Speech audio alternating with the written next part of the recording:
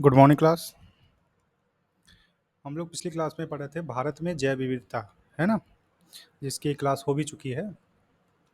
तो इस क्लास में हम लोग पिछली क्लास में जो है आप लोग यहाँ कर देख पाएँ तो पॉइंट नंबर 1 से लेकर के पॉइंट नंबर 6 तक हम लोगों ने पिछली क्लास में पढ़ा था, जिसके अंतर्गत एक बार इसका हम रिव्यू आपको दे दें। जिसके अंतर्गत हम लोगों ने भारत में जैव विविधता, जिसका एक छोटा सा परिचय के रूप में हमने जाना था। दूसरा था भारत में विभिन्न प्रकार के जैव विविधता वाले क्षेत्रों के बारे में जाना था।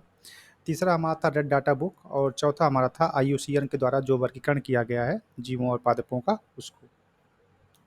और पांचवी बात थी हमारा कि वन्यजीव संरक्षण अधिनियम 1972 की जो अनुसूचियाँ 6 बनाई गई हैं, उन 6 अनुसूचियों के बारे में हमने पिछली क्लास में पढ़ लिया था। उसके बाद एक और पॉइंट था जिसके अंतर्गत फायर मूंगा और भारतीय गिलहरी के बारे में हमने जाना था। आज की जो हमारी क्लास होगी वो होगी पॉइंट नंबर 7 से लेकर के पॉइंट नंबर 14 तक, ठीक है। और ये जो है भारत में जैव विविधता का जो क्षेत्र है उसके बारे में यह जो है दूसरी क्लास होगी। तो आज की जो हमारी क्लास है उसका जो सबसे पहला टॉपिक होगा, पॉइंट होगा, वो होगा संकटग्रस्त प्रजातियां, जिसके अंतर्गत स्तनधारी जंगली गधे के बारे में पढ़ना है, ठीक है। और जो दूसरा पॉइंट हमारा होगा वो रहेगा अन्य संकटग्रस्त प्रजातियां, जिसके अंतर्गत संवेदनशील स्थलीय और संवेदनशील जलीय स्तनधारियों के बारे में हम जानकारी करेंगे। जो हमारा आज का तीसरा पॉइंट रहेगा वो रहेगा पक्षियों का प्रवास, है ना, पक्षी प्रवास के बारे में। और इसमें हम 3 बातें जानेंगे कि प्रवास के रीजन्स क्या-क्या हैं, शीत ऋतु में प्रवास करने वाले पक्षी कौन हैं और ग्रीष्म ऋतु में प्रवास करने वाले पक्षी कौन-कौन हैं, ठीक है। उसके बाद जो चौथा पॉइंट आज का रहेगा वो रहेगा वनस्पतिक विविधता, है ना। और पाँचवा पॉइंट रहेगा भारत में वनस्पति विविधता के कारक कौन-कौन से हैं। और उसके बाद कि भारत में पाई जाने वाली वनस्पतियाँ कौन-कौन सी हैं, जिसमें ये इतने सारे डिवीजन्स हैं जो भारत में पाए जाते हैं। और इसमें जो है लाइकेन से हमेशा सवाल आपका बनता रहता है। आप कोई भी आप पेपर उठा के देख लीजिए पीसीएस का, तो उसमें हर साल कोई ना कोई एक सवाल लाइकेन पर पूछा गया है, ठीक। दूसरा, बैक्टीरिया पर भी, कवक पर भी जो आपके सवाल पूछे गए हैं, और बाकी ये जो आपके हैं इन पर भी सवाल कभी कभार आ ही जाते हैं। तो ये हमको आज जानने हैं। उसके बाद जो लास्ट रहेगा वो रहेगा अति संकटग्रस्त पौधों की प्रजातियां जो भारत में एग्जिस्ट करती हैं, ठीक है। और लास्ट रहेगा कि प्रजातीय विलोपन क्या होता है। और यहाँ से एक सवाल जो है पिछले पीसीएस में बना था, ठीक है ना। तो इस नाते जो है आज की जो क्लास है वो थोड़ी इंपॉर्टेंट इसलिए है क्योंकि ये आप पॉइंट नंबर 7 से लेके पॉइंट नंबर 14 तक जितने भी पॉइंट्स हैं, यहाँ से लगभग एक सवाल जो है हर एक पॉइंट से पूछ लिया गया है, ठीक है। ये तो मोटी-मोटी बात हो गई कि आज की क्लास में हमको पढ़ना क्या है। तो चलिए अब शुरू करते हैं आज की जो क्लास। उसमें जो सबसे पहला टॉपिक आज की क्लास का रहेगा वो है हमारा संकटग्रस्त प्रजातियां, है ना। तो संकटग्रस्त प्रजातियों के बारे में जो बात है वो ये है कि इसका जो पहला पॉइंट है वो है जंगली गधा, चूँकि अभी ये हाल ही में जो है एग्ज़ाम में पूछा गया था, तो इस नाते ये ऐसा अनुमान है कि फिर से जो है कहीं ना पूछ लिया जाए, तो इस नाते इसको पढ़ना ज़रूरी है। तो जो सबसे पहला पॉइंट है वो है स्तनधारी। तो स्तनधारी में जो है वो पहला हमारा है जंगली गधा। इसके बारे में पहली बात ये है कि ये पश्चिमी भारत, दक्षिणी पाकिस्तान और दक्षिण पूर्वी ईरान जैसे क्षेत्रों में पाए जाते हैं। सबसे पहली बात ये कि आखिर ये जंगली गधा पाया कहाँ जाता है, बोलो भाई, कहाँ पाया जाएगा। ये पाया जाएगा भारत में, और भारत में भी कहाँ, पश्चिमी भारत में। दूसरा, दक्षिणी पाकिस्तान और दक्षिण पूर्व ईरान के क्षेत्रों में पाया जाता है, ठीक। दूसरी बात कि अब जो है ये केवल भारत के पश्चिम क्षेत्र के लिटिल कच्छ क्षेत्र एवं भारतीय वाइल्ड एस अभ्यारण्य में ही पाए जाते हैं, ठीक है। भारत में कहाँ-कहाँ पे, कच्छ का जो एरिया है ना, गुजरात वाला, वहाँ पर। और जो भारतीय वाइल्ड एस अभ्यारण्य बनाया गया है वहाँ पर पाया जाता है। दूसरी बात यह है कि इसके क्या कहते हैं, संकट में आने की जो स्थिति रही है वो क्यों रही, थोड़ा सा उसको भी जान लें। कि आवासों के ह्रास, है ना, कि उनके आवासों का क्या हो गया, में कमी आ गई। अतिचारण एवं अन्य प्रजातियों के अतिक्रमण के कारण ये बहुत ज़्यादा प्रभावित हुए हैं।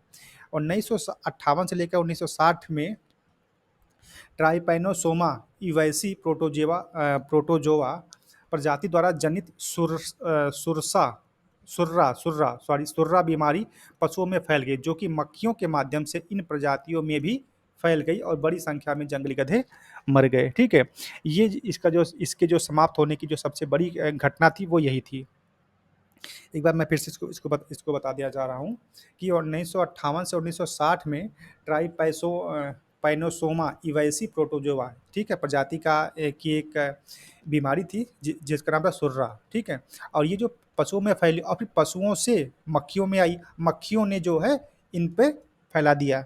तब क्या हुआ, इनका जो है अ, ये काफ़ी संख्या में प्रभावित हुए और जो है आज इनकी जो स्थिति बहुत दयनीय है ना। ये बात होगी हमारी जंगली गधों की। दूसरी बात ये है कि कुछ अन्य संकटग्रस्त ग्रह भी हैं, ठीक है, स्तनधारी भी हैं, उनकी भी हम बात कर लेते हैं। तो सबसे पहला है एशियाई शेर, बंगाल टाइगर, हिमालय में पाए जाने वाला भेड़िया, है ना, इल्ल का हिरन, हिमालय का भूरे अथवा लाल रंग का भालू, हिप्पिड खरगोश और हाग हिरण जिसको हम लोग बोलते हैं पाढ़ा, ठीक है। एक है मारखोर और नीलगिरी लंगूर आदि, ठीक है। ये भी कुछ ऐसे हैं जो क्या हैं, संकटग्रस्त प्रजातियां हैं। अब इसमें दो बातें और हमको जाननी है कि एक है संवेदनशील स्थलीय स्तनधारी और दूसरा है संवेदनशील जलीय स्तनधारी, है ना। तो जो पहला है संवेदनशील स्थलीय स्तनधारी, इसके इसकी कौन कौन सी एग्जाम्पल्स हैं वो भी जान लीजिए। एक है ताकिन, जानवर का नाम है। दूसरा है नीलगिरी मार्टेन। तीसरा है संगमरमर के रंग की बिल्ली। चौथा है बारहसिंगा। उसके बाद भेड़िया, भारतीय भेड़िया। उसके बाद है एशियाई काला भालू, ठीक है। ये सब क्या है, ये संवेदनशील स्थलीय स्तनधारी हैं, ठीक है। दूसरी अगर हम बात करें तो वो है संवेदनशील जलीय स्तनधारी। इसमें क्या क्या है, स्वच्छ जल या नदियों में रहने वाली डॉल्फिन, है ना, सिंधु नदी में पाई जाने वाली डॉल्फिन और मानाटीस, ये जानवर का नाम है, ठीक है। ये भी स्तनधारी है और समुद्रों में पाई जाती है। तो इस प्रकार की ये जो है क्या है, ये संवेदनशील स्तनधारी हैं, ठीक है। नेक्स्ट जो हमारा है वो है पक्षियों का प्रवास या पक्षी प्रवास, है ना। तो सबसे पहले हम ये जान लेते हैं कि आखिर पक्षी प्रवास होता क्यों है ना। तो इसमें जो सबसे पहली बात ये है कि मौसम में परिवर्तन एवं प्रतिकूल दशाओं के कारण पक्षी एक स्थान से दूसरे स्थान तक जाते हैं। कुछ पक्षियों की यह प्रवृत्ति होती है कि प्रतिकूल स्थिति में वे अपना स्थान बदल करके अनुकूल स्थिति वाले क्षेत्रों में पलायन कर जाते हैं और स्थिति के ठीक होने पर मूल स्थान पर लौट आते हैं। ये हजारों किलोमीटर दूर तक प्रवास कर जाते हैं। कुछ पक्षी ग्रीष्म ऋतु में तो कुछ जो है शीत ऋतु में प्रवास करते हैं। तो प्रवास करने का रीज़न क्या हुआ, आप सबको पता है कि जब मौसमी दशाएँ उनके अनुकूल नहीं होती हैं, तो पक्षी क्या कर जाते हैं, प्रवास कर जाते हैं कुछ दिनों के लिए। तो इसमें भी 2 कैटेगरी बनाई गई है। एक ऐसे पक्षी जो गर्मियों में प्रवास करते हैं और जो दूसरे हैं वो है शीत ऋतु में प्रवास करते हैं, ठीक। अब थोड़ा-सा इसको और डिटेल में जानने का प्रयास करें तो हम ये जानेंगे कि प्रवास के रीज़न्स क्या-क्या हैं? क्या-क्या कारण है जिस कारण से पक्षी क्या करते हैं, पलायन करते हैं। पलायन नहीं प्रवास करते हैं। तो जो सबसे पहला रीज़न वो यही है कि प्रतिकूल जलवायु दशाओं के कारण, है ना? अगर जो हमारी जलवायु की दशाएँ हैं, अगर वो प्रतिकूल हो गई उनके, तो क्या करेंगे पक्षी? प्रवास कर जाएँगे। दूसरा, भोजन तथा पानी में कमी होने पर उनकी आपूर्ति के लिए आवास परिवर्तन, ठीक? तीसरा है प्रजनन तथा स्वास्थ्य दशाओं के लिए और चौथा है घोंसलों की अतिक्रमणकारी जंतुओं से बचाने के लिए, ठीक है। तो ये 4 रीजन्स हैं जिस कारण से जो पक्षी जो है वो क्या करते हैं, प्रवास करते हैं, ठीक। अगर आगे बात करें तो ये देखिए कि शीत ऋतु में प्रवास करने वाले पक्षी कौन कौन से हैं। तो जो सबसे पहला नाम आता है वो है साइबेरियन क्रेन का। दूसरा है ग्रेटर फ्लेमिंगो। तीसरा है यूरेशियन टील। उसके बाद पीली वागटेल, सफ़ेद वागटेल, उत्तरी शावेलर, रोजी पेल्किन, है ना, वुड सैंड पाइपर और चित्तीदार सैंड पाइपर और उसके बाद यूरेशियन कबूतर। ये जो पक्षी इतने सारे हैं, ये सब जो है शीत ऋतु में प्रवास करते हैं। इसके बाद जो नेक्स्ट अपना है वो है ग्रीष्म ऋतु में प्रवास करने वाले पक्षी कौन कौन से हैं।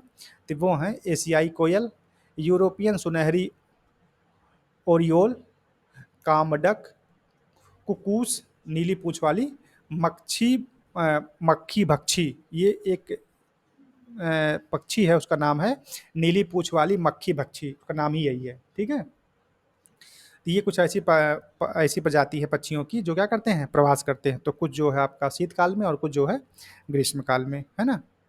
इसके बाद जो नेक्स्ट हमारा है वो है वनस्पतियों में विविधता। तो आइए देखते हैं सबसे पहले कि वनस्पतियों में कौन कौन सी विविधताएं हमारे देश में पाई जाती हैं। तो इसके बारे में पहला पॉइंट लिखा है कि विश्व के सभी क्षेत्रों में पर्यावरणीय दशाओं में भिन्नता के कारण वनस्पतियों में भी विभिन्नता पाई जाती है। कुछ क्षेत्रों में अनुकूल दशाओं के कारण अधिक समृद्धशाली, तो कुछ क्षेत्रों में प्रतिकूल दशाओं के कारण कुछ अल्प आयु की प्रजातियां भी पाई जाती हैं। विश्व में वनस्पति विविधता की दृष्टि से भारत शीर्ष 10 देशों में शामिल है। और इसकी चर्चा भी कल भी हुई थी। और वनस्पति प्रजातियों को उनकी संरचना के आधार पर निम्न रूप से वर्गीकृत किया जा सकता है। तो भाई बताओ इसमें क्या क्या चीज़ें हैं, आओ देखते हैं। तो अगर जो पौधे हमारे यहाँ हैं, जो उनमें विविधताएं पाई जाती हैं, तो उसका जब हम डिवीजन करेंगे, वर्गीकरण करेंगे, तो आपको यहाँ पे ये चीज़ देखने को मिलेगा कि जो हमारे पौधे हैं वो दो प्रकार के हैं। पहला कौन सा है, संवहनी पौधे, और दूसरा कौन सा है, असंवहनी पौधे। अब जब हम संवहनी पौधों का भी जब डिवीजन करेंगे तो यहाँ पे दो बातें मिलेंगी। एक ऐसे पौधे जिनमें बीज होते हैं, और जो दूसरा आएगा वो उसमें क्या आएगा, जिसमें बीज नहीं होते हैं। ठीक। उसके बाद हम जब बीज वाले पौधों का जब डिवीजन करेंगे तो इसमें भी दो टाइप के आएंगे। पहला कौन सा आएगा, एंजियोस्पर्म, और दूसरा कौन सा आएगा, जिम्नोस्पर्म। ठीक है। उसके बाद हम जब एंजियोस्पर्म को भी जब डिवाइड करेंगे तो भी ये जो दो पार्ट में कौन कौन से, पहला है मोनोकार्ड्स और दूसरा है डाइकार्ड्स। ठीक है। इसकी अभी आगे चर्चा डिटेल में होगी, लेकिन यहाँ पर अभी उसके हम सिर्फ वर्गीकरण को जान लेते हैं। ठीक है। और इसके एग्जाम्पल्स को भी जान लें। अब देखिए जो मोनाकार्ड्स है, तो मोनाकार्ड्स में कौन कौन आएंगे, घास आ जाएगी, लिली आ जाएगी, ऑर्किड आ जाएगा, है ना, ताड़ के वृक्ष आ जाएंगे, ट्यूलिप्स आ जाएगा, और डैफोडिल्स आ जाएगा। ठीक है। और जो डाई कार्ड्स है इसके अंतर्गत फूल आ जाएंगे, वनस्पतियां आ जाएंगी, और पर्णपाती वृक्ष आ जाएंगे। ठीक। और जो बीज वाले जो पौधों का जो सेकंड डिवीजन था, जिम्नोस्पर्म, इसके अंतर्गत चीड़ के वृक्ष और फर के वृक्ष ये आ जाते हैं। ठीक। और जो बीज रहित वाले हैं इसमें आ जाता है फर्न और क्लब कलाई। ठीक है। अच्छा, इसका जो पौधों की जो प्रजाति उसका नाम क्या है, उसका नाम है टेरिडोफाइट्स। क्या नाम है, टेरिडोफाइट्स। ठीक है। ये तो हो गए आपके डिवीजन जो कि संवहनीय पौधों के थे। और जो दूसरा है असंवहनीय पौधे, इसमें जो पौधे हैं उनकी जो प्रजाति उसका क्या नाम है, ब्रायोफाइट्स नाम। क्या नाम है, ब्रायोफाइट्स। और इसका एग्जाम्पल क्या है, काई और लीवर बड्स। ठीक है। तो इस प्रकार से जो विविधताएं हमारे देश में, इतने टाइप्स के वृक्ष हमारे देश में पाए जाते हैं। ठीक है ना। आप सब देख पा रहे हैं, घास हो गया है ना, ताड़ के वृक्ष है, और ये पर्णपाती हैं, फल हैं, सॉरी फूल हैं, वनस्पतियां हैं, चीड़ के हैं, फर के, और इनके ये किसके अंतर्गत आते हैं वो चीज़ें भी यहाँ पे हमने डिस्क्राइब कर दी है। ठीक। अब इसके बारे में ये चीज़ होते क्या है, इनकी विशेषताएं क्या है, इनका रूप रंग क्या होता है, आकार कैसा होता है, छोटा बड़ा, किस में तना पाया जाएगा, किस में जड़ पाया जाएगा, किस में जड़ नहीं होगा, तो उसको अभी हम आगे कवर करेंगे। ठीक है। फिलहाल हमने मोटे तौर पे ये जान लिया कि पौधों का जो वर्गीकरण है वो हमने यहाँ पे देख लिया। ठीक। अभी आगे जो इसके बारे में और डिटेल चर्चा होगी। और इसी क्रम में सबसे पहले हम ये जान लें कि भारत में प्राकृतिक वनस्पतियों की जो विविधता के महत्वपूर्ण कारक कौन कौन से, आखिर जो इतनी सारी आपको विविधता यहाँ पे देखने को मिल रही है, तो इसका रीजन क्या है, तो इसका रीजन यहाँ पे 5 टाइप के दिए गए हैं। पहला है भौगोलिक विविधता, दूसरा है जलवायु विविधता, और तीसरा है मानसूनी हवाएं, चौथा है उच्चावच, और पांचवा है मृदा के प्रकार। ठीक। तो आओ देखते हैं पहले वाले में क्या है। तो पहला है भौगोलिक विविधता। इसके बारे में बताया गया है कि भारत की व्यापक और विविध भौगोलिक विशेषताओं के परिणाम स्वरूप जहां जलवायु परिस्थितियों की भिन्नता के साथ विविध पारिस्थितिकी तंत्र एवं वनस्पतियों का विकास हुआ है। और ये क्षेत्र कहाँ से है, उत्तरी हिमालय से लेकर के दक्षिणी तट तक। ठीक है ना। ये बात होगी। दूसरी बात यह है कि जलवायु विविधता, भारत की विविध जलवायु दक्षिण में उष्णकटिबंधीय से लेकर के उत्तर में शीतोष्ण तक का प्रत्यक्ष रूप से वनस्पतियों की विविधता पर प्रभाव देखा जा सकता है। और तीसरा जो रीजन है, कारण है, वो है हमारा मानसूनी हवाएं। तो मानसूनी हवाओं के कारण होने वाली पर्याप्त वर्षा से कुछ क्षेत्रों में उष्णकटिबंधीय वर्षा वनों का विकास हुआ है, तथा कुछ शुष्क क्षेत्रों में मरुभूमि जो वनस्पतियां हैं उनका भी विकास हुआ है। ठीक है। और अगर हम बात करें उच्चावच की, तो उच्चावच में ये कहा जा रहा है कि भारतीय भूमि में उच्चावच की विविधता के कारण विविध प्रकार की वनस्पतियों का विकास हुआ है। जैसे अधिक ऊंचाई पर अल्पाइन वनस्पतियां विकसित होने के साथ साथ निम्न स्थानों पर समशीतोष्ण वन भी पाए जाते हैं। ठीक है। मतलब ये हुआ कि जैसे आपका ये पहाड़ी एरिया ऐसे है। ठीक है। तो ये जो आपका पहाड़ का जो शीर्ष वाला पार्ट है, यहाँ पर क्या पाया जाएगा, अल्पाइन के वृक्ष पाए जाएंगे, है ना, या जो वहाँ की वनस्पतियाँ हैं। और जैसे जैसे जैसे आप यहाँ पे आएंगे, यहाँ पे आएंगे, यहाँ पे आएंगे, है ना, यहाँ पर जो है समशीतोष्ण प्रकार के वन पाए जाएंगे। ठीक। और पांचवी बात यह है मृदा के प्रकार। तो मृदा के प्रकार में कहा जा रहा है कि भारत में विविध प्रकार की मृदाओं जैसे कि जलोढ़, लाल, लेटराइट और मरुस्थलीय मृदा शामिल है। जो भारत की जो मिट्टी है वो इतने प्रकार की पाई जाती है। इनकी वजहों से भी या विभिन्न वनस्पतियों एवं वनस्पति एवं पौधों की प्रजातियां एवं इसके वितरण को प्रभावित करती हैं। ठीक है। तो ये जो 5 रीजन्स थे जिसकी वजह से जो है भारत में जो आपके पादप हैं उनमें क्या आती है विविधताएं पाई जाती हैं। अब हम बात कर लेते हैं कि भारत में पाई जाने वाली वनस्पतियां कितने प्रकार की होती हैं। ठीक है। चलिए, तो इसमें कहा जा रहा है कि रॉयल बॉटनिक गार्डन ये कहाँ की संस्था है? यूनाइटेड किंगडम मतलब यूके है ना, यूनाइटेड किंगडम यूके, और यूके मतलब इंग्लैंड। ठीक है। तो की रिपोर्ट के अनुसार विश्व में वनस्पतियों की लगभग 3,91,000 प्रजातियां पाई जाती हैं और आयुषीएन के अनुसार लगभग 45,000 वनस्पतियां भारत में ही पाई जाती हैं। और भारत में पाई जाने वाली जो वनस्पतियां उनका जो डिवीजन है वो इतने प्रकार से किया गया है, 8 प्रकार से। कौन कौन सा? सबसे पहला कौन सा? एंजियोस्पर्म। दूसरा कौन सा? जिम्नोस्पर्म। तीसरा है टेरिडोफाइट्स। चौथा है ब्रायोफाइट्स। और ये सारे नाम कहाँ पे मिलेंगे आपको? ये जो आपको अभी ऊपर हमने डिविजन्स दिखाए थे वहाँ पे। ठीक है। उसके अलावा शैवाल है, लाइकेन है, फिर कवक है और बैक्टीरिया है। तो कवक वाला जो कवक जगत इसका एक अलग ही है। ठीक है। और ये जो मोनेरा जगत है ना। तो इतने प्रकार की जो पादप हमारे देश में पाए जाते हैं। तो आइए सबसे पहले हम बात करते हैं शैवाल की। शैवाल क्या होता है? अब देखिए, इसको पढ़ाने का जो हमारा रीज़न था वो ये है कि आपको मैं बता दूं, यहाँ पे एक सवाल आपसे पूछा गया है। ये आप देखें पॉइंट नंबर 8, लाइकेन। और लाइकेन से ऐसा कोई साल नहीं गुजरा है जहाँ से लाइकेन से जब यूपीपीसीएस और आरओ में सवाल ना पूछा गया हो। ठीक है। बात सबको समझ में आ रही है? चलिए।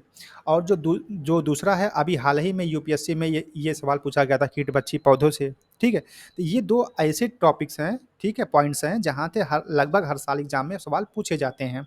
तो अगर यहाँ से सवाल पूछे गए हैं तो इसका ये मतलब है कि जो ऊपर के जो पॉइंट्स बच रहे हैं यहाँ से भी सवाल पूछे जाने की संभावना बन जाती है। ठीक है। तो आइए सबसे पहले हम जान लेते हैं सवालों के बारे में। सबसे पहला पॉइंट सवाल में लिखा गया कि ये हरे रंग की वनस्पतियां होती हैं। ठीक है। इनमें जड़, पत्तियां और तने अलग नहीं होते हैं। ध्यान से देखिएगा, जब सेंटेंस आपका बनेगा तो इसमें ऐसे ही पॉइंट लिख दिए जाएंगे कि इसमें जड़, पत्तियां और तने अलग अलग होते हैं, तो वो सेंटेंस क्या होगा? गलत हो जाएगा। ठीक है। तो यहाँ पर देखिए लिखा गया कि इसमें जड़, पत्तियां और तने अलग नहीं होते हैं। शैवाल जो हमारा दलदली भाग में एवं जल में विकसित होते हैं। ये कहाँ पाए जाएंगे? दलदली भागों में अथवा जो जल में विकसित होंगे। आपने देखा होगा कि नहरों में अक्सर पाया जाता है तो एक काई की तरह होता है ना, तो काई वही शैवाल है। ठीक है। या तालाब में आप देख लो, नदी के किनारे देख लो, है ना, तो वहाँ जो आपको हरे रंग की एक काई दिखती है और वो काई कई बार छोटी होगी, कई बार बड़ी होगी, बहुत बहुत महीन महीन सी होती है ना, कोई और कई बार बहुत लंबी लंबी सी होती है। ठीक। तो वो सब के सब क्या पाए जाएंगे? वो सब के सब शैवाल ही होते हैं। दूसरा ये लिखा गया कि स्वच्छ जल में पाए जाने वाले शैवाल हरे रंग की, जबकि समुद्र में पाए जाने वाले जो शैवाल हैं वो लाल या भूरे रंग के होते हैं। ठीक। दूसरी बात यह है कि ये जो क्या होते हैं? स्वपोषी पौधे हैं जो अपना भोजन स्वयं निर्मित करते हैं। ठीक। यहाँ से भी सवाल बनने की संभावना है, तो इस नाते क्या है? इंपॉर्टेंट है। दूसरी बात यह है कवक। कवक के बारे में अगर हम बात करें तो पहला पॉइंट ये है कि ये प्रायः मृत जैविक पदार्थों के ऊपर पाए जाते हैं जिनमें क्लोरोफिट अनुपस्थित रहता है, जिस कारण ये अपना भोजन स्वयं नहीं बना पाते हैं। ठीक है। दूसरी बात यह है कि इसके तने, पत्तियां तथा जड़ें विभाजित नहीं होते हैं। ध्यान दीजिएगा इस पे। इसके जो है तने, पत्तियां और जड़ क्या होंगे? विभाजित नहीं होते हैं। ये अपना पोषण दूसरे जैविक पदार्थों से करते हैं। और ये जो क्या है? परजीवी होते हैं। कवक क्या होते हैं? परजीवी होते हैं। ठीक है। अब कवक की जो एग्जाम्पल है वो क्या है? मशरूम। आप सब जानते होंगे। तो मशरूम क्या है? पादप है। ठीक है, ना कि कोई जीव है, पादप है। ठीक है ना। मशरूम और क्या है? मोल्ड्स। मशरूम और मोल्ड्स कवक प्रजाति के पौधे हैं। भारत के पूर्वी हिमालय, पश्चिमी हिमालय एवं पश्चिमी घाट क्षेत्र में कवक की अनेक स्थानीय प्रजातियां पाई जाती हैं। ठीक है। तो जो कवक है वो क्या है? बोलो भाई। वो जो है एक पौधे की प्रजाति है जिसका एग्जाम्पल क्या है? मशरूम और मोल्ड्स। ठीक है ना। ये बातें हो गई। और ये सब क्या होते हैं? परजीवी होते हैं, चूँकि इनमें जो वर्णलवक नहीं पाया जाता, इस नाते वो अपना भोजन नहीं बना पाते। ठीक है? चलिए, बात करते हैं हम बैक्टीरिया की। Point number 3। तो बैक्टीरिया में कहा जा रहा है कि ये परजीवी प्रजातियाँ हैं और अपना पोषण दूसरे जीवों से प्राप्त करती हैं। ये प्रायः सैप्रोफाइटिक, जो मृत कार्बनिक पदार्थों से अपना भोजन ग्रहण करते हैं, ऐसी प्रजातियाँ होती हैं। ठीक है? बैक्टीरिया क्या करते हैं?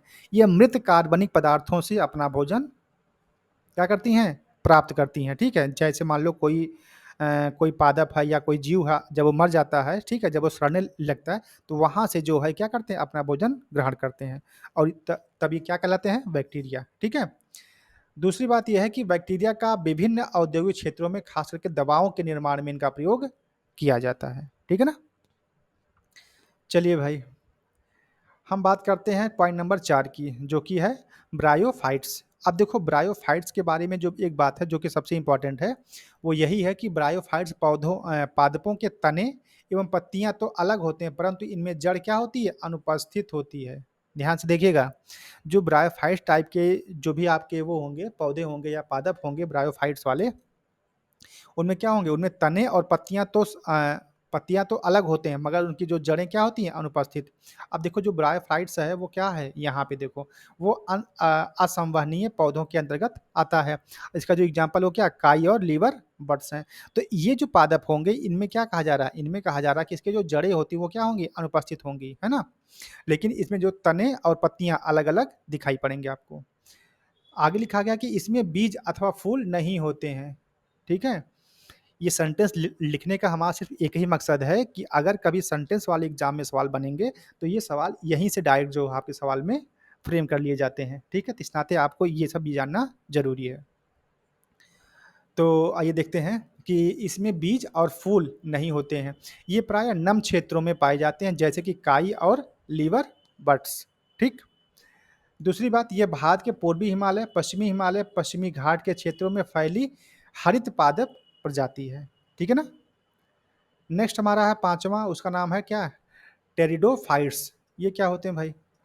इसमें देखो, दो सबसे पहला पॉइंट लिखा है कि टेरिडोफाइट्स पादप प्रजाति के तने, पत्तियां और जड़ें पूरी तरह विकसित और अलग-अलग होते हैं। अब देखिए, अगर एग्जामिनर आपने एग्जाम में क्या किया कि एक सेंटेंस यहाँ से उठा लिया और एक सेंटेंस यहाँ से उठा लिया, तो दोनों में अंतर आपको पता होना चाहिए। ठीक है? चलिए, तो टेरिडोफाइट्स के बारे में क्या बातें कही जा रही हैं कि इसके इस पादप की प्रजाति की जो भी पादप होंगे, उनमें तने, पत्तियाँ और जड़ें पूरी तरह से विकसित और अलग-अलग होते हैं।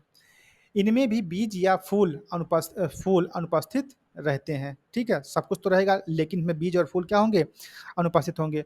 ये पादप प्रजातियाँ ज़्यादातर स्थलीय भागों और कुछ प्रजातियाँ जलीय भागों में पाई जाती हैं। दूसरा ये है कि टेरिडोफाइट्स पादप प्रजातियों की सबसे अधिक विविधता जो है उत्तर पूर्व हिमालय क्षेत्र में पाई जाती है। उत्तर पूर्व हिमालय के अलावा प्रजातियां दक्षिण भारत, उत्तर भारत, पूर्वी एवं पश्चिमी घाट के क्षेत्रों में पाई जाती हैं। ठीक है? तो हमने आपको इसकी विशेषता के बारे में बता दिया। ठीक है? और ये कहाँ पर पाई जाती हैं उसके बारे में बता दिया, और कुछ के बारे में आपको ये बताया गया कि कौन से स्वपोषी हैं, कौन से परपोषी हैं। ठीक है ना? चलो, इसी क्रम में आगे बढ़ते हैं, तो बात करते हैं पॉइंट नंबर 6 की, और पॉइंट नंबर 6 कहता है जिम्नोस्पर्म। अब जिम्नोस्पर्म क्या होता है, इसको जान लेते हैं।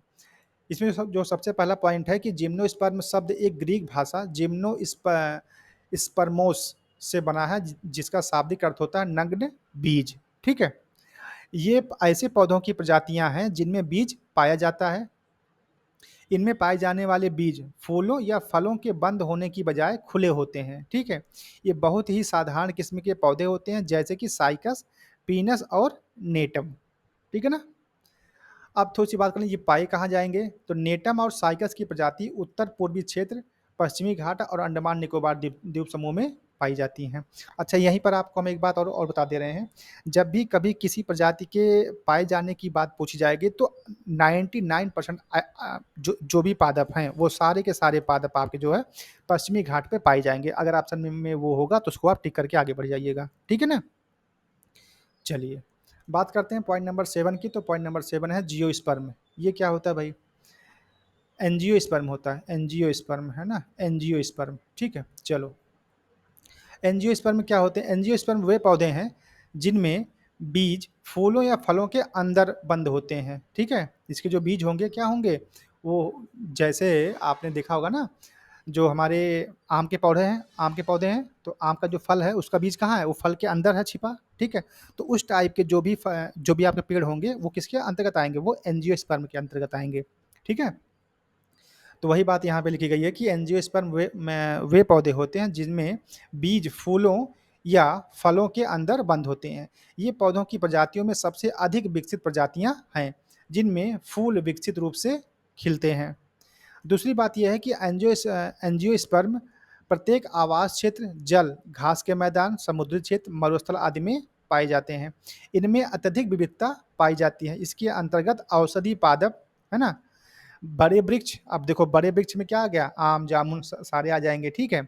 नीम वगैरह, है ना? और जो औषधीय हैं पौधे वो भी आ जाएँगे। उसके बाद जलमग्न जलीय पौधे भी आते हैं।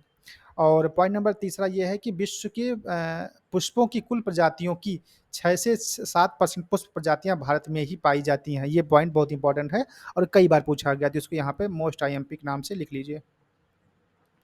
ठीक है? कि विश्व में पुष्पों की कुल प्रजातियों की 6 से 7% पुष्प प्रजातियाँ भारत में पाई जाती हैं। और उसमें जो है ऑर्किड, डेज़ी और वीनस आदि के पौधे इसी वर्ग के अंतर्गत आते हैं। कौन-कौन से? ऑर्किड, डेज़ी और वीनस, ठीक है ना? ये बात होगी आपकी एंजियोस्पर्म की। अब हम बात करते हैं लाइकेन की। अब चूँकि लाइकेन जो है आपके लगभग हर बार एग्ज़ाम में पूछा गया सवाल है। तो इसको थोड़ा-सा आप लोग ध्यान से समझने का प्रयास करिएगा। तो लाइकेन के बारे में कहा जा रहा है कि लाइकेन निम्न श्रेणी की छोटी वनस्पतियों का समूह है। लाइकेन क्या होता है? ये पादप की श्रेणी में आता है, पहली बात। दूसरी बात यह है कि यह जो निम्न श्रेणी की छोटी वनस्पतियों का समूह होता है, वनस्पतियों का समूह होता है, ठीक? ये वनस्पतियाँ आधारों जैसे वृक्ष की पत्तियों, छालों, प्राचीन दीवारों, चट्टानों एवं शिलाओं पर उगते हैं। जैसे आप मोटा-मोटा ये समझो कि फफूंद देखे हो ना, फफूंद, तो उसी टाइप का होता है, ठीक है ना? लेकिन जो फफूंद होती है वो तो आपका कवक होता है, ठीक है? तो उसी टाइप से जो है ये पौधों की छालों पे या उसके पेड़ों की छालों पर पाए जाते हैं, पहली बात। दूसरी बात यह है कि इन पौधों का वानस्पतिक शरीर एक थाइलस जैसा होता है जो पूर्णतः जड़, पत्ती और शाखा रहित होता है। इसमें ना तो जड़ पाई जाती है, ना तो पत्ती और ना ही इसके क्या शाखाएँ भी नहीं पाई जाती, ठीक? तीसरी बात यह है कि लाइकेन प्रायः दलदली क्षेत्रों में पाए जाते हैं। ये उन्हीं पेड़ों या दीवारों या दलदली स्थानों पर पाए जाएँगे जहाँ पे नमी की मात्रा होगी। तो वही बात लिखी जा रही है कि लाइकेन प्रायः दलदली वेटलैंड के क्षेत्रों में पाए जाते हैं। ये नदी जल की निचली सतह पर नहीं पाए जाते, ध्यान दीजिएगा। ये जो है नदी जल की निचली सतहों पर नहीं पाए जाते हैं। नदी के दलदल क्षेत्रों के कुछ भाग में पाए जाते हैं तथा ये वायु प्रदूषक के अच्छे सूचक होते हैं। और देखो यही सवाल जो है आपका लगभग हर साल एग्जाम में पीसीएस में या आरओ में पूछा जाता है कि इनमें से कौन सा ऑप्शन जो है वायु प्रदूषण के अच्छे सूचक होते हैं? तो क्या होते हैं? लाइकेन होते हैं, ठीक? और अभी एक सवाल अभी हाल ही में पूछा गया था दूसरा कि ये जो है लाइकेन जो होते हैं वो कवक और शैवाल के सहजीवी संबंध के रूप में पाए जाते हैं। अब देखो जो लाइकेन होगा वो क्या होगा? वो कवक और शैवाल इन दोनों की क्या सहजीविता के द्वारा बनते हैं, ठीक है?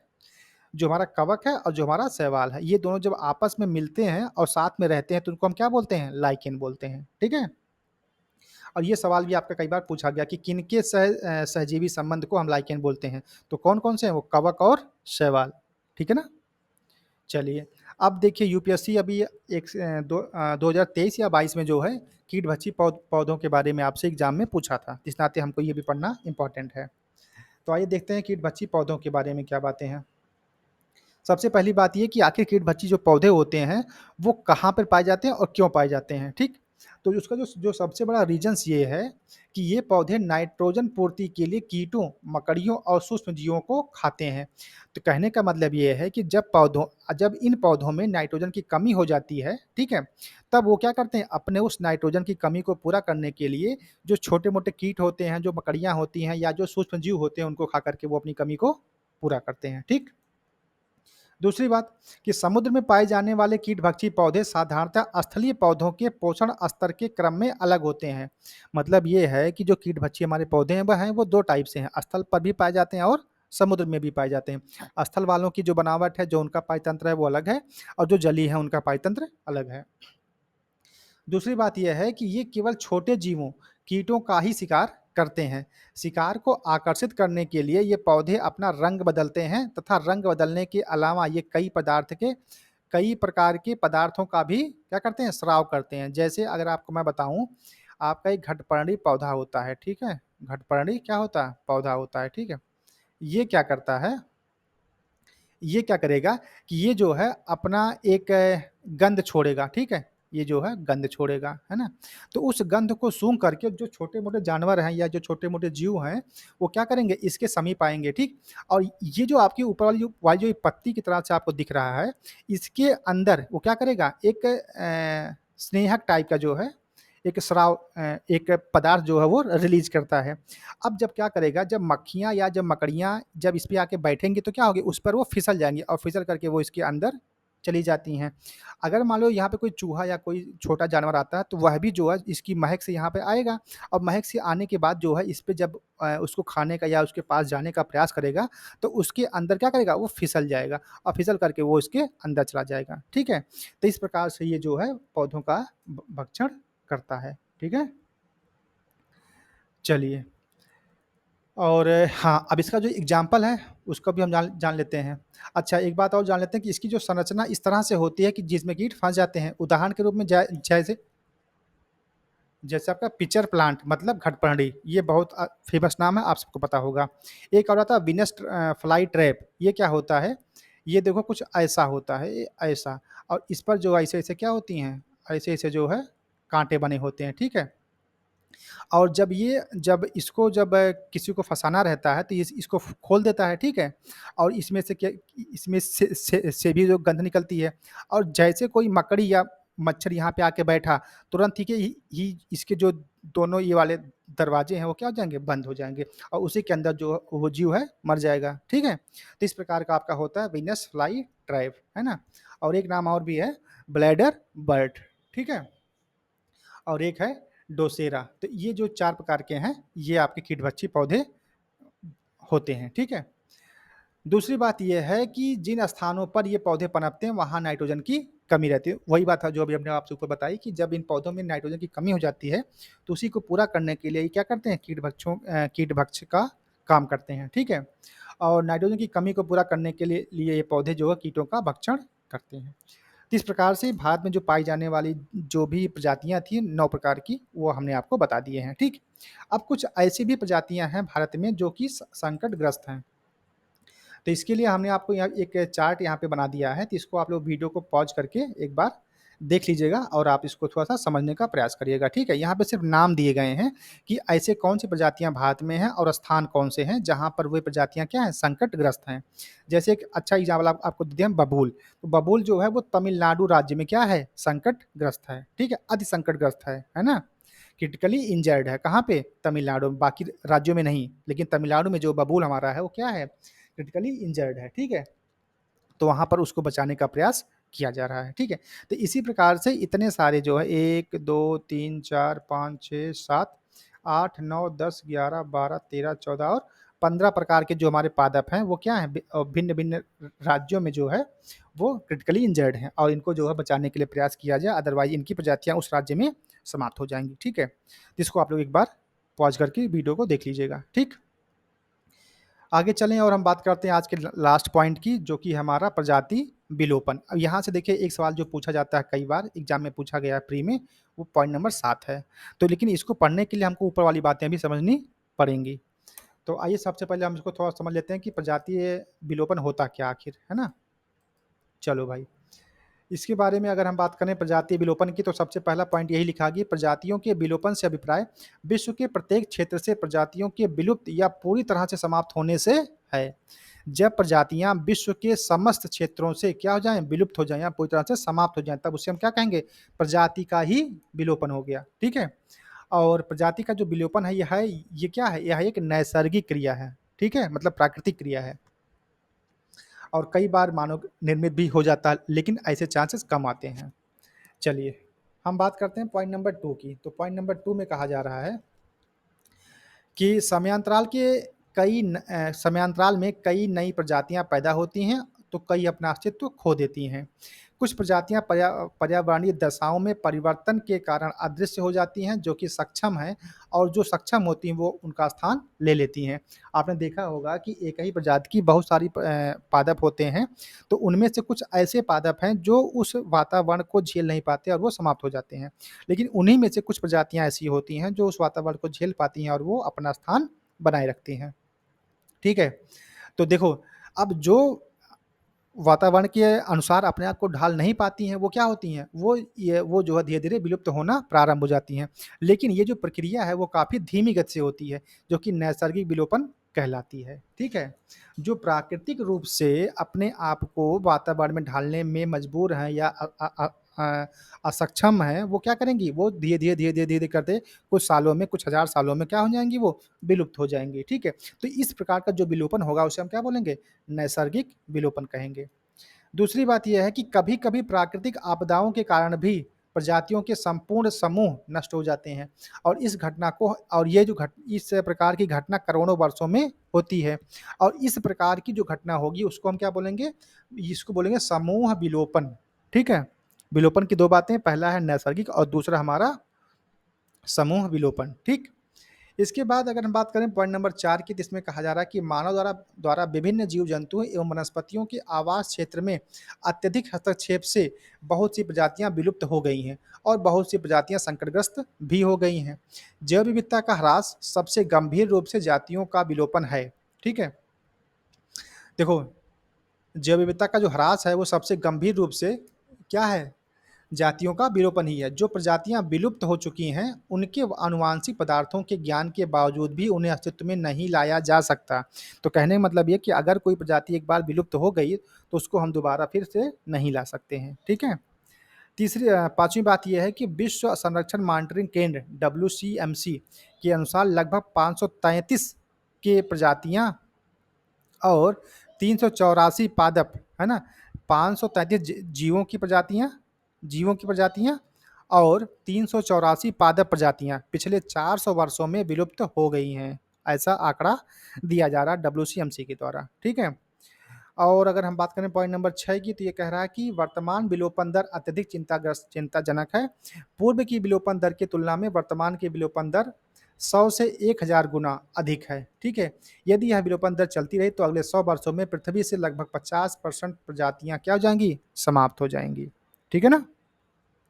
और एक सवाल जो कि लगभग आपके कई बार एग्जाम में पूछा गया है, वो ये है कि हम जीवों के विलुप्त होने को कब कहेंगे कि ये जो है विलुप्त हो गई हैं? ऐसे कौन से लक्षण होंगे तब हम कह पाएँगे कि ये जो हमारा पादप है या जो जीव है वो विलुप्त हो गया है? तो इसके बारे में बताया जा रहा है कि प्रकृति संरक्षण हेतु अंतर्राष्ट्रीय संघ IUCN, है ना? International union for conservation of nature के द्वारा एक परिभाषा के अनुसार यह बताया गया है कि किसी प्रजाति को तब तब विलुप्त मान लिया जाता है जब वह अपने प्राकृतिक आवास, देखो ध्यान से, जब वह अपने प्राकृतिक आवास में 20 वर्ष से नहीं देखी गई हो। जब वह अपने आवास में 50 सॉरी माफ़ी चाहते हैं, जब वह अपने प्राकृतिक आवास में 50 वर्षों से ना देखी जाए, तो हम उसको क्या मान लेंगे? उसको मान लेंगे कि वह जो हमारी प्रजाति है वो क्या हो गई है? विलुप्त हो गई है। तो किसी प्रजाति को तब विलुप्त मान लिया जाता है जब वह अपने प्राकृतिक आवास में लगभग मतलब लगभग या पूरी तरीके से 50 वर्षों से ना देखी गई हो। ठीक है? तो इस प्रकार से जो आज की हमारी क्लास थी उसमें हम लोगों ने 14 पॉइंट अपने कंप्लीट कर लिए। ठीक है? तो इस प्रकार से अब जो हमारी जो सेकंड क्लास थी भारत में जैव विविधता, वह अब संपूर्ण होती है। ठीक है? तो अभी तक हम लोगों ने जो है जैव जैव विविधता के 2 चैप्टर्स कंप्लीट किए हैं। पहला कौन-सा? पहला था हमारा जैव विविधता का कॉन्सेप्ट वाला चैप्टर। ठीक है? और दूसरा था हमारा भारत में जैव विविधता। इसको हमने 2 पार्ट में, एक और आज वाला क्लास मिला करके 2 पार्ट में कंप्लीट किया। अब जो कल की हमारी क्लास होगी वो होगी पार्ट 3, और जिसके अंतर्गत हम लोग पढ़ेंगे जैव विविधता का संरक्षण। ठीक है? तो ठीक है दोस्त, फिर आज के लिए इतना रखते हैं, बाकी चीज़ें कल की क्लास में। धन्यवाद।